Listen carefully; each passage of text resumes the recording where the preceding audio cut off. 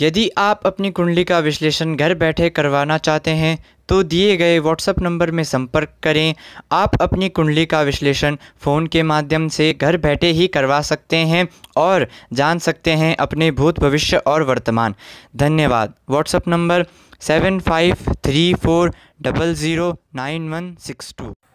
नमस्कार मेरे प्रिय दर्शकों, आज मैं उपस्थित हूँ, आपका इस कार्यक्रम में स्वागत एवं अभिनंदन करता हूँ।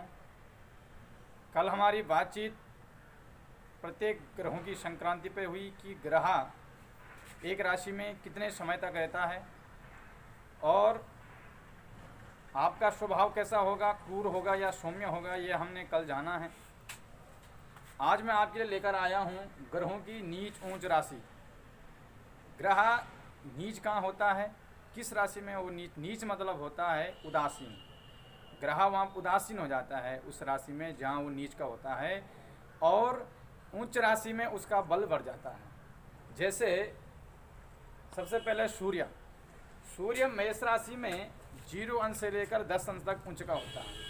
अगर यदि किसी कुंडली में सूर्य मेष राशि में हो या किसी का वैशाख का जन्म हो और सूर्य का अंश 0 से 10 अंश तक हो तो उसकी कुंडली में वो उच्च का हो जाता है। और ठीक 7वीं राशि से जहाँ ग्रह उच्च का होता है, ठीक उसी से वो 7वीं राशि में नीच का होता है। तो तुला राशि में सूर्य नीच के हो जाते हैं 0 अंश से लेकर 10 अंश तक। ठीक, उसके बाद आया चंद्रमा वृष राशि में उच्च के होते हैं, मात्र 0 से 3 अंश तक उच्च के होते हैं। और वृश्चिक राशि में 0 से 3 अंश तक अगर वो नीच के हो जाते हैं। उसके बाद आया मंगल मकर राशि में 0 से लेकर 28 अंश तक वो उच्च के होते हैं, और ठीक कर्क राशि में 0 से 28 अंश तक वो नीच के होते हैं। उसके बाद आया बुध कन्या राशि में अपने ही घर में उच्च के होते हैं, कितने पे, 0 से 15 अंश तक उच्च के होते हैं। और मीन राशि में 0 से 15 अंश तक नीच के होते हैं।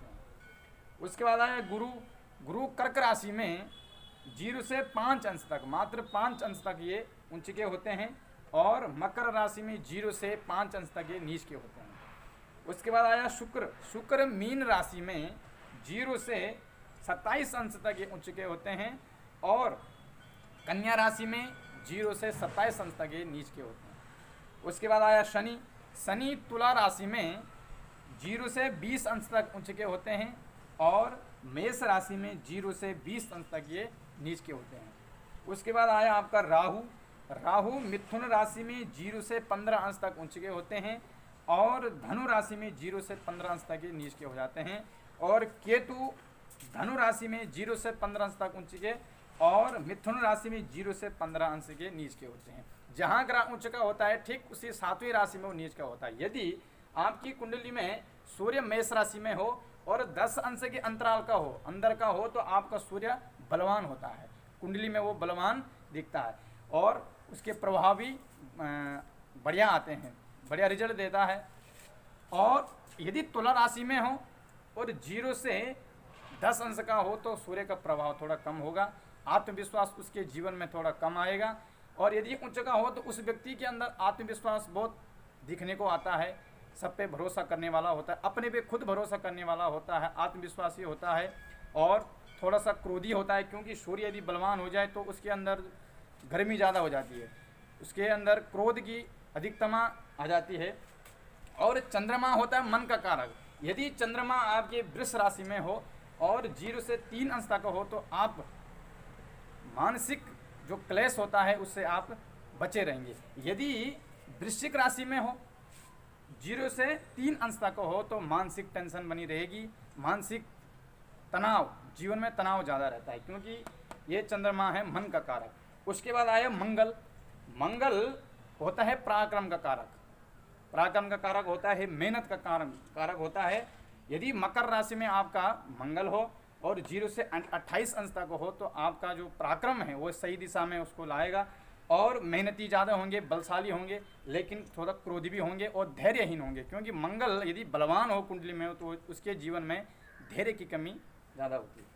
और कर्क राशि में वो नीच के होते हैं। यदि कर्क राशि में मंगल हो लेकिन 28 अंश के अंदर का हो तो पराक्रम जो आप कर रहे हैं उसमें जितनी आप कर रहे हैं उतना आपको उसका रिजल्ट नहीं मिल पाता है, यह स्थिति हो जाती है। जो आप कार्य कर रहे हैं उसका आपको लाभ नहीं मिलेगा। एक और मंगल से भूमि का देखते हैं कि भूमि आपके पास कितनी हो, और रक्त का भी ये कारक है तो उसमें परेशानी आती है।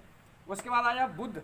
बुध कन्या राशि में अगर यदि किसी का हो तो बुध होता वाणी का, बुद्धि का, तीक्ष्ण बुद्धि होगी उस व्यक्ति की, वाणी उसकी मधुर होगी। लेकिन ठीक यदि वो मीन राशि में हो और 0 से 15 अंश के अंतराल का हो तो वाणी में थोड़ा वो दिक्कत होती है उसको बोलने में, और थोड़ा बुद्धि में उसको मतलब जोर लगाना पड़ता है ज़्यादा। उसके बाद आया गुरु। गुरु यदि कर्क राशि में हो और 0 से 5 अंश के अंदर का हो आपकी कुंडली में तो गुरु होता है ज्ञान का। गुरु ज्ञान का कारक होता है। ज्ञान आपके जीवन में अत्यधिक रहेगा, तीक्ष्ण बुद्धि होगी, जल्दी किसी चीज़ को कैच करने की आपके पास क्षमता होगी। यदि गुरु मकर राशि में होंगे 0 से 5 अंश तक तो जैसे जो आप रिजल्ट आपका, जैसे आप पढ़ाई करेंगे, पढ़ाई के क्षेत्र में पेपर तो देंगे लेकिन उसका जो रिजल्ट है वो आपको नहीं मिल पाएगा। ठीक। उसके बाद आया शुक्र। शुक्र होता है भोग का कारक, सुख का कारक। शुक्र यदि मीन राशि में हो और 0 से 27 अंश का हो तो आपके जीवन में सुख ज़्यादा आएगा। जैसे स्त्री का कारक होता है शुक्र, तो स्त्री भी बढ़िया मिलेगी, उत्तम मिलेगी। और शुक्र होता है जितने भी भोग होते हैं और सुख होते हैं, वैभव होते हैं, वो शुक्र से देखे जाते हैं। और यदि आपकी कुंडली में कन्या राशि में शुक्र हो तो सुख में थोड़ा कमी आती है। ठीक। दाम्पत्य जीवन में तनाव ज़्यादा रहता है। यदि इसके लिए जैसे शुक्र हमने देखा, लेकिन इसके लिए अन्य ग्रह भी देखते हैं कि सप्तमेश में कौन सी राशि बैठी है, सप्तम भाव में किसकी दृष्टि है। उसके बाद आया शनि। शनि तुला राशि में उच्च का होता है 0 से 20 अंश तक। शनि से हम देख सकते हैं, शनि होता है न्यायाधीश। तो जिसकी कुंडली में शनि बलवान होता है वो किसी के साथ अन्याय नहीं कर सकता, वो न अन्याय देख सकता है। ठीक। और शनि यदि मेष राशि में हो और नीच का हो 0 से 20 अंश तक तो उसके जीवन में जैसे दीर्घ आयु का कारक होता है तो आयु कम होगी। अगर उच्च का हो तो आयु बलवान होगी, दीर्घ आयु होगी। लेकिन मेष राशि में 0 से 20 अंश का होगा तो नसों संबंधी रोग होगा, दीर्घकालीन रोग होगा। और उसके बाद आया राहु।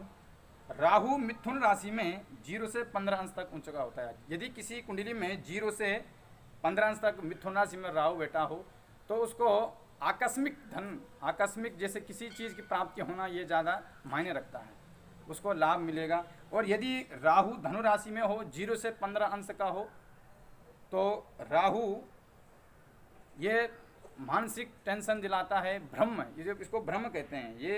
ये जीवन में जातक के अंदर भ्रम करेगा, जैसे पहले किसी काम को करा देगा फिर उसमें धोखा खा जाएगा, ये स्थिति बनती है राहु से। केतु होता है, केतु धनु राशि में 0 से 15 अंश तक उच्च का होता है और 0 से 15 अंश तक नीच का होता है। ये आप देख लीजिए। और आज के लिए बस इतना ही है, कल फिर मिलेंगे, तब तक के लिए नमस्कार।